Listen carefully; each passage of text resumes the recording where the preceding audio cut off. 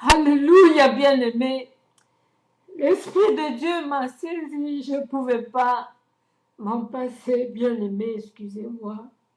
Le Seigneur voulait transmettre le message, bien-aimé. Shikabababa. Shikabababa. Alléluia. Alléluia. Alléluia. Que le Seigneur permette que je continue l'exhortation. Alléluia. Oh, Shikabababa. Alléluia. L'esprit du prophète est soumis. Prophète, Shikabababa. Et Yamama Shikababa. Alléluia.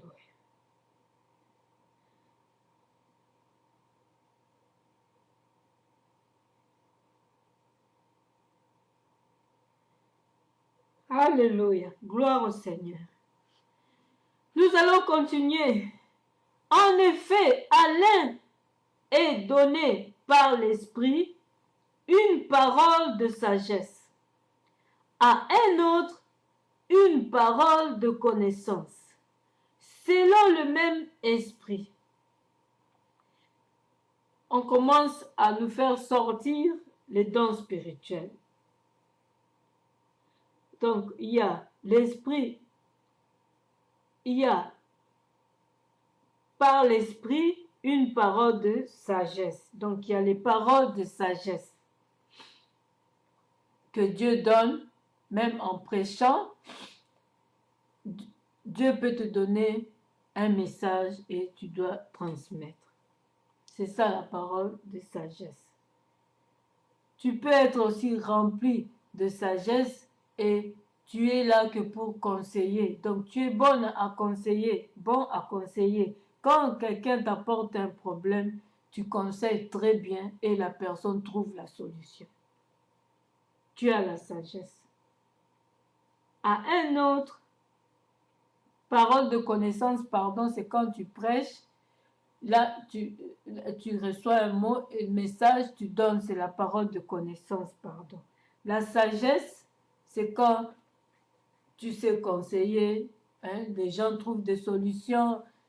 Quand tu conseilles, on trouve des solutions et les gens sont réjouis. À un autre, une parole de connaissance, oui, c'est ce que je dis, selon le même esprit. Donc, c'est le Saint-Esprit toujours qui joue, qui travaille dans tout ça. À un autre, la foi. Donc, toi, même si la tempête se ramenait sur toi, tu ne peux pas tomber parce que tu es rempli de foi. Donc, tu es fort, tu confesses tout le temps la foi. Tes paroles sont toujours positives. Tu confesses tout le temps la foi. Et l'ennemi, c'est une arme. C'est une arme, pardon, pour l'ennemi. Donc, quand l'ennemi voit ça dans toi, il ne peut pas t'avoir. Quand tu as une arme des fruits de l'esprit, l'ennemi, c'est difficile pour qu'il te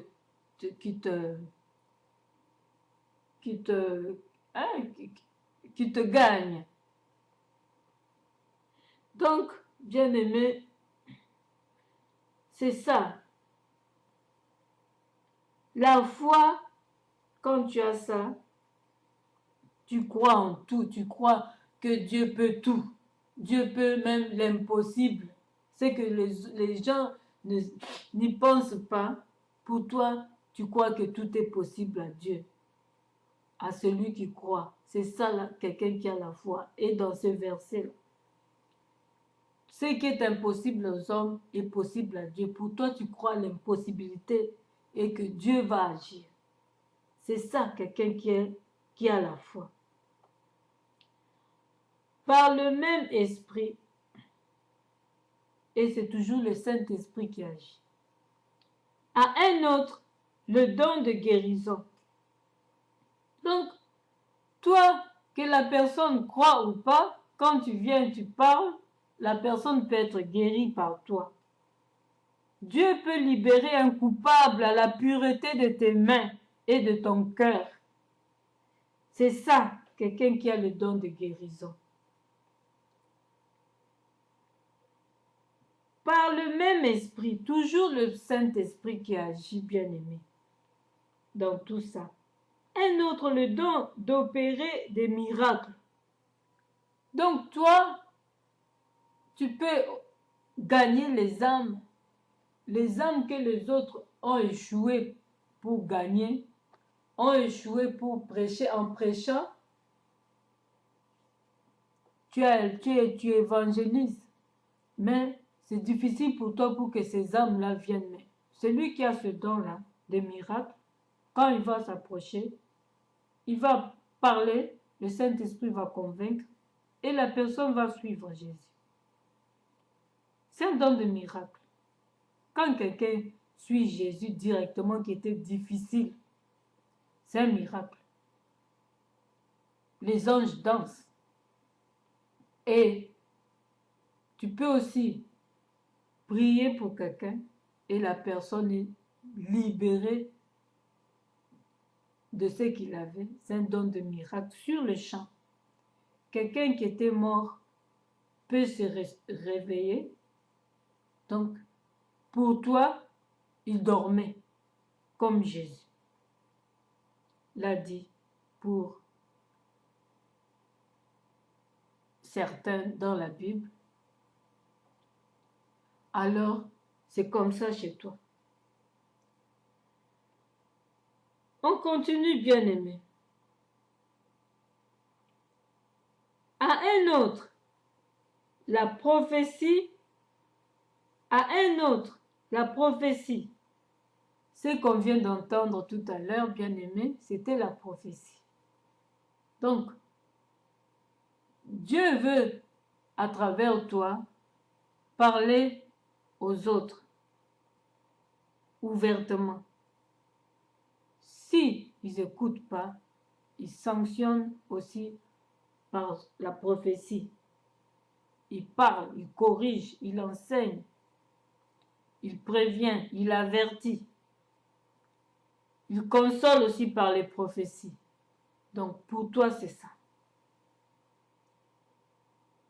Et il te bénit en faisant ça. Parce que tu es rempli chaque fois de son esprit. Toi-même, tu es béni. Toi-même, tu es une flamme de feu.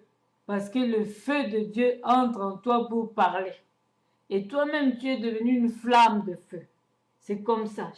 Une personne qui a le don spirituel est une flamme de feu. Est une flamme de feu. Et imaginez, vous êtes maintenant 100 comme ça avec ces flammes-là de feu. Comment le diable peut résister? Et comment le péché peut résister en toi toujours? Ça doit se brûler, ça doit te quitter. Promptement et des fois même vite, parce que quand le feu a grandi, tu vas tout haut, le diable va tout bas et s'éclipse. Voilà, bien-aimé, à un autre le don d'opérer des miracles, à un autre la prophétie, à un autre le discernement des esprits. Discernement des esprits. Donc, quand j'étais en train de prophétiser, je parlais en langue. Celui qui a le discernement des esprits peut comprendre ce que la langue disait. Et s'il n'y a personne, seulement la personne qui est en train de parler en langue peut interpréter aussi. Ça, c'est le don d'interprétation. Quand quelqu'un traduit la langue que les gens ne comprennent pas en langue que tout le monde peut comprendre, ça, c'est interprétation. Discernement des esprits, tu vas discerner ce que la langue dit. Ou tu vas discerner ce que la personne qui est en face de toi veut insinuer. Veut sinuer, veut ce que la pensée de la personne veut qui t'apporte. Donc, tu vas comprendre la pensée de la personne qui est devant toi, qui parle et qui agit. Et tu vas te protéger parce que si tu réagis, ça peut causer une guerre ou ça peut causer la bagarre. Alors l'esprit de discernement va te dire attention, ne réponds pas à cette personne. Donc ne nous condamnez pas quand vous nous posez des questions. Des fois on ne vous répond pas de suite parce qu'on a l'esprit de discernement. On sait que le diable veut nous faire honnir devant tout le monde ou bien le diable veut nous avoir par nos mots. Alors on doit travailler notre langue 7 fois avant de parler. Bien-aimé, l'esprit de discernement est très bien et ça, c'est la sagesse parce que tu sais comment tu vas répondre et tu sais à qui tu vas répondre et quand, à quel moment la personne est fâchée. Maintenant, je dois attendre, je dois lui parler quand il va se reposer ou à telle heure quand on est ensemble ou quoi, tu as le discernement. Parce que tu sais que quand déjà ton cœur bat, que si maintenant tu parles, ça sera le feu qui va s'allumer, donc je ne parle pas. Alors, je me calme. J'attends que je sois calme pour répondre ou pour parler de tout ça. Sinon, si je parle de ça, moi-même, je vais me fâcher, alors je ne parlerai pas. C'est comme ça que tu as l'esprit de discernement et tu es devenu maintenant maître de ton corps. Tu gères ton corps maintenant avec l'esprit de discernement. Et c'est toujours l'Esprit Saint qui agit comme ça, dans tout ça. À un autre, la diversité de langues. Diversité de langues. Quelqu'un qui parle en langue. Deux fois, tu vas parler aujourd'hui en langue que personne ne comprend. Et demain, on va t'entendre, tu parles l'anglais que tu ne connais pas, que tu n'as même pas appris. Tu commences à nous parler de ça à l'église. Tu parles en prière. Et tu n'as même pas appris ça. Mais tu nous parles en anglais. Et les gens qui connaissent l'anglais vont comprendre, vont recevoir le message. Et des fois, demain, le discernement de langue, donc tu vas nous parler en portugais que tu n'as jamais appris. Et les gens qui sont là, qui comprennent le portugais, vont nous expliquer. Et c'est que s'il n'y a personne pour expliquer le portugais, toi-même, tu vas maintenant interpréter ça encore à la langue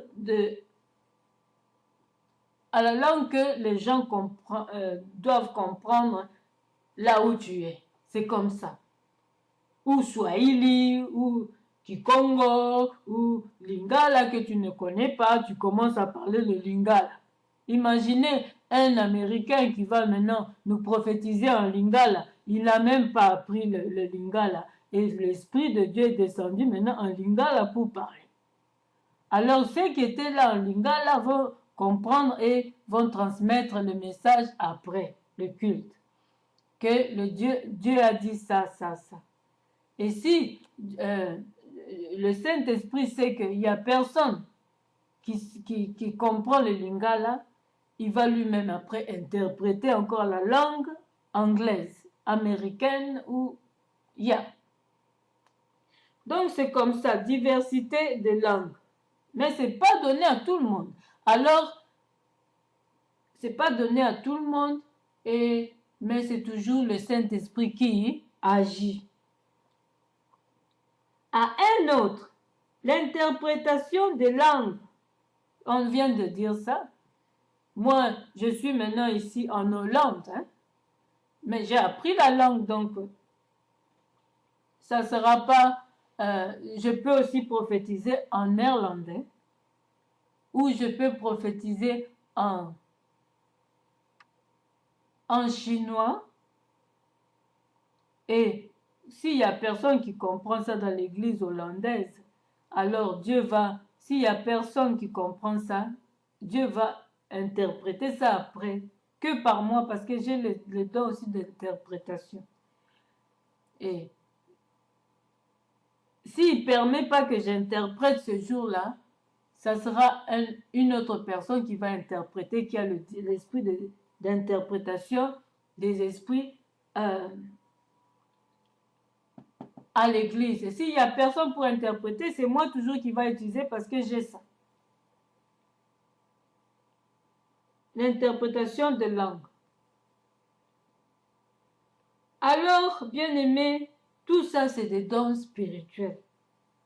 Tout ça, c'est pour corriger, enseigner, libérer, affranchir les âmes. Donc, c'est pour votre bénédiction, c'est pour notre bénédiction à nous tous. Moi, j'ai la prophétie. Je suis une bénédiction pour mon frère qui est à gauche et à droite. Et mon frère là-bas qui a le don de guérison ou d'enseignement est une bénédiction pour moi. Quand il enseigne, je suis aussi libérée quelque part. Je ne dois pas m'inventer parce que j'ai la prophétie et me croire plus supérieur que celui qui enseigne. Non. Ce n'est que Dieu qui est supérieur. C'est lui qui répand les dons. Donc mon frère qui est à côté est une bénédiction pour moi. Moi aussi je suis une bénédiction pour mon frère ou ma soeur. Parce qu'on reçoit chacun des bénédictions de celui qui est à côté de soi.